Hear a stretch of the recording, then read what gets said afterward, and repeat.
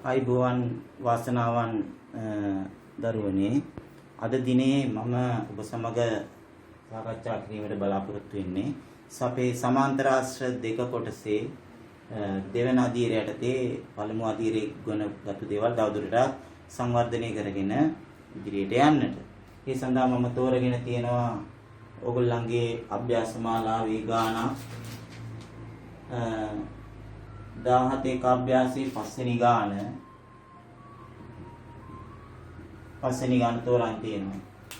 මේකේ දත්තයන් හැටියට දීලා තියෙන්නේ. ඔයගලන්ට පේනවද මේ දෙක සමාන්තරයි මේ දෙක සමාන්තරයි ඉඳන් මෙතන සමාන්තර ආශ්‍රයකුත් මේ දෙක සමාන්තරයි මේ දෙක සමාන්තරයි ඉඳන් මෙතන තව සමාන්තර ආශ්‍රයකුත් සමාන්තර ආශ්‍රය දෙකක් පේනවනේ. සමාන්තර ආශ්‍රය දෙකක් පේනවා. ඉතින් ඒවා උදව් කරගෙන ඔප්පු කරන්නලු QPRS සමාන්තර ආශ්‍රයක් බව. QPRS කොහෙද තියෙන්නේ මේකේ? QPRS එහෙනම් අපි මේක යා කරගන්න වෙනවා.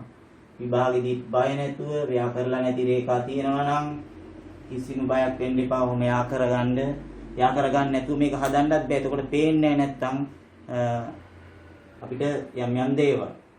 දැන් බලන්න මේ චතුරස්‍රය දිහා සමාන්තරාශ්‍රයක් කියලා පෙන්වන්න නම් අපි මොකද්ද කියන්නේ? මෙතන නම් මේ පාද දෙක සමාන්තර බව පේනවා. නමුත් මේ දෙක සමාන්තර බව දන්නේ නැහැ. ඒක එහෙනම් ඔප්පු කරන්න. එතකොට සමාන්තරාශ්‍රය. හැබැයි මේ පාද දෙක සමාන වුණොත් සමාන්තරත් හින්දා සමානත් වුණොත් මේක සමාන්තරාශ්‍රය. අපි දැන් බලමු මේ පාද දෙක සමානද කියලා.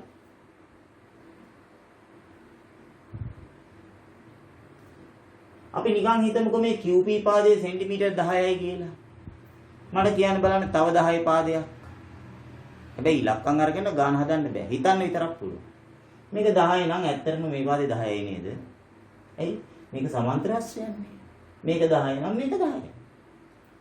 දැන් මේක 10 නම් තව 10 පාදයක් තියෙනවද? ඔය තියෙන්නේ. මේක සමාන්තරාශ්‍රයන්නේ. එහෙනම් මේක 10 නම් මේකත් 10යි. එතකොට බලන්න මේක 10 නම් මේක 10 වුණා මේක 10 නම් මේක 10 වෙනවා. ඒ කියන්නේ මේ දෙක සමානයි නේ 10 10. ඉතින් සමානත් වෙනවා සමාන්තරත් වෙනවා. එහෙනම් මේක සමාන්තරාශ්‍රය. හැබැයි 10 කියන ඉලක්කම ගන්න බෑ. එහෙනම් අපි කොහොමද ලියන්නේ මේක? ඉස්සෙල්ලම ලියමු අපි ලියමු AB පාදය QP ට සමානයි කියලා. AB පාදයයි QP පාදයයි සමාන. නේද? ඒ වගේම අපිට ලියන්න පුළුවන් නේද AB පාදයට SR පාදයට සමානයි කියලා. මේ දෙකටම හේතු මොකද්ද? සමාන්තරාශ්‍රවල සම්මුඛ පාද. ඒතර මේ සමාන්තරාශ්‍රයේ සම්මුඛ පාදය මේ සමාන්තරාශ්‍රයේ සම්මුඛ පාද. සමාන්තරාශ්‍රවල සම්මුඛ පාදය සමානයි කියලා මෙතන ලියලා තියෙනවා. දැන් සමානයි දැන් සමාන්තරත් වෙනවනේ QP ට SR. දැන් මෙතනින් ප්‍රත්‍යක්ෂ වලින් බලන්න AB ට මේක සමානයි AB ට මේක සමානයි. එහෙනම් මේ දෙක සමාන වෙනවා. QP පාදයේ සමාන වෙනවා SR ට කියලා ප්‍රත්‍යක්ෂ වලින් අපිට ගන්න පුළුවන්. ඒ වගේම මේ QP පාදයේ සමාන්තරත් වෙනවා SR ට. එහෙනම් බලන්න දැන් එක සම්මුඛ පාද යුගලයක් සමානා සමාන්තර නිසා එක සම්මුඛ පාද යුගලක් සමාන හා සමාන්තර නිසා QPRS සමාන්තරාශ්‍රයකි කියලා අපිට නිගමනයකට එන්න පුළුවන් නේ.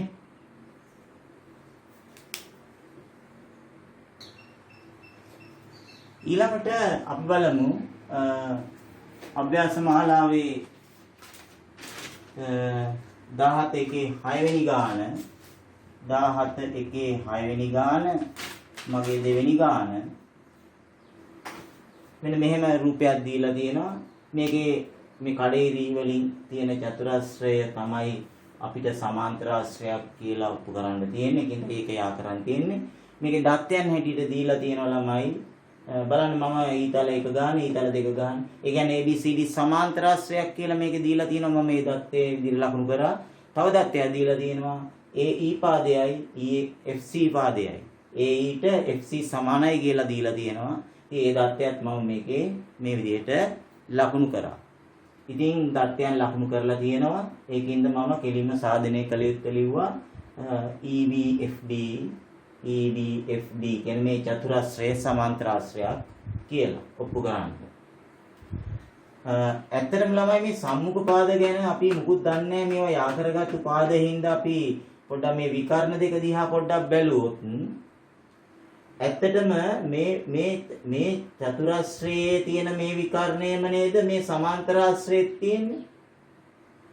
ඒකින්ද මේ ලොකු සමාන්තරාශ්‍රයේ ගත්තොත් එහෙනම් මේ DOට OB සමාන වෙනවනේ. ඒ විකර්ණ දෙක කියන එක සමච්ඡේදනය වෙනවනේ. මේ විකර්ණය දෙකට බෙදෙන හින්දා DOට OB සමානයි කියලා ගන්න පුළුවන්. මේ දෙක සමානයි කියලා. මේ දෙක සමානද? මේ දෙක සමාන වුණොත් වැඩි ගොඩ නේද? මේ දෙක සමානද? හැබැයි අපිට දීලා තියෙන්නේ මෙන්න මේ කැලි දෙක සමානයි කියලා. අපිට ඒක උදව් කරගෙන මේ පාද දෙක සමානයි කියලා ඔප්පු කරන්න පුළුවන් ද අපි බලමුද? කොහොමද කරන්නේ? අපිට පුළුවන් මේ ලොකු සමාන්තරාශ්‍රය උදව් කරගෙන AOට OC සමානයි කියලා ලියන්න පුළුවන් නේද? AOට OC සමානයි ඒක ඇවිල්ලා ABCD සමාන්තරාශ්‍රය විකර්ණ සමච්ඡේදනය වේ. විකර්ණ සමච්ඡේදනය වේ. හරිද? AOට OC. ඒ වගේම දත්තයට දීලා තිනවා AEට FC කියලා දීලා තියෙනවා. AE සමානයි FC කියලා දීලා තියෙනවා දත්තයට. එතකොට දැන් බලන්න වම් පැත්තේ තියෙන්නේ AO මේකේ AE. AO වලින් AE අඩු කරාම මේක ඇල්ලෙනව නේද? AO දිගෙන් AE දිග අඩු කරාම මේක ඇල්ලෙනවා. දැක්කද? අනිත් පැත්තෙන් මේක ඇල්ලෙනවා. එහෙනම් අපි මේ සමීකරණ දෙක අඩු කරනවා. සමීකරණ දෙක අඩු කරන්නේ ජ්‍යාමිතියේදී වම් පැත්තෙන් වම් පැත්ත අඩු කරනවා. දකුණු පැත්තෙන් දකුණු පැත්ත අඩු කරනවා. එහෙනම් හරි ලේසියි. දැන් එතකොට බලන්න AO වලින් AE අඩු කරාම එනවා EO. OC වලින් FC අඩු කරාම OC වලින් FC අඩු කරාම එනවා OF. අන්න සමාන වුණා මේ දෙක. තවද මේ දෙකත් සමානයි. DOට OB සමානයි. තවද DOට OB නේද? DOට OB සමානයි. ඒකට හේතුව මොකද්ද?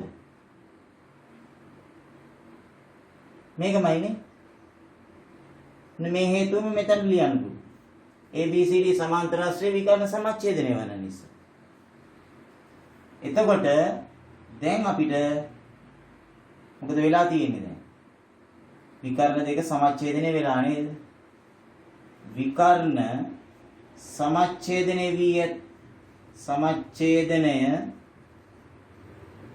වී ඇති නිසා විකර්ණ සමච්ඡේදනය වී ඇති නිසා EBFD සමාන්තරාශ්‍රයකි. EBFD සමාන්තරාශ්‍රයකි.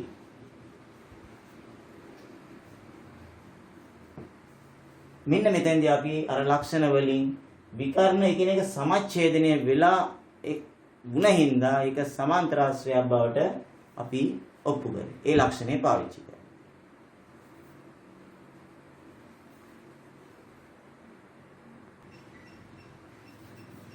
ඊළඟට මම තෝරගත්තේ ඔයගොල්ලන්ගේ මිශ්‍ර අභ්‍යාස මාලාවේ පළවෙනි ගාන වශයෙන් තියෙන ගාන මේ රූපේ දීලා තියෙනවා. ඒකේ දත්තයන් මම ලකුණු කරා. මේ ABCD කියන්නේ සමාන්තරාශ්‍රයක් බව මම ඊතල යොදලා දත්තේ ලකුණු කරා. තවත් දත්තයක් දීලා තිබ්බා. මම මේ EB පාදයයි DF පාදයයි සමානයි කියලා දීලා තිබ්බා. මම ඒක එම දත්තය මේ විදිහට ලකුණු කරා. දත්ත සියල්ල ලකුණු කරා. මේ රූප සටහනට අනුව ඔප්පු කරන්නලු AECF සමාන්තරාශ්‍රයක් බව.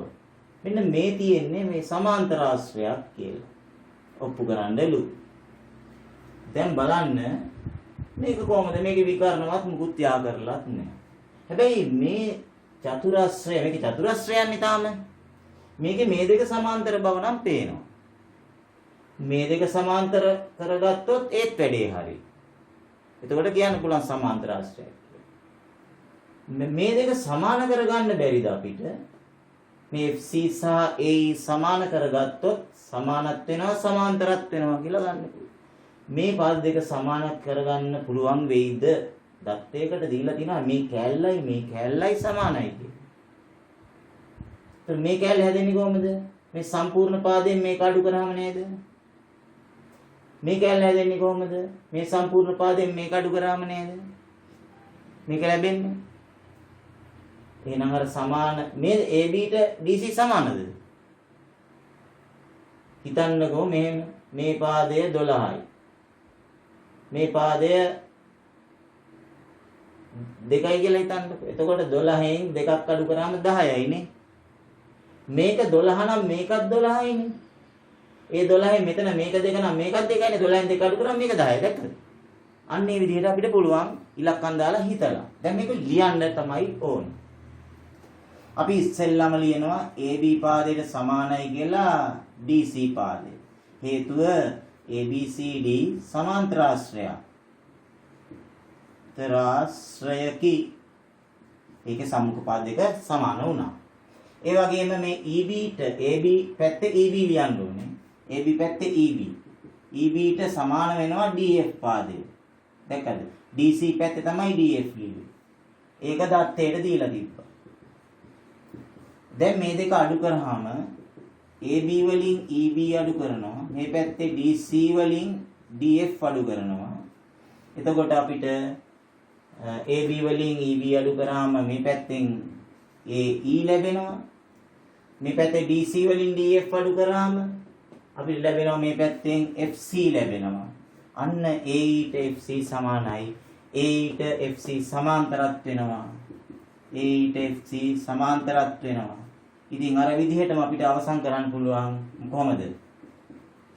එක් සම්මුඛ පාද යුගලක්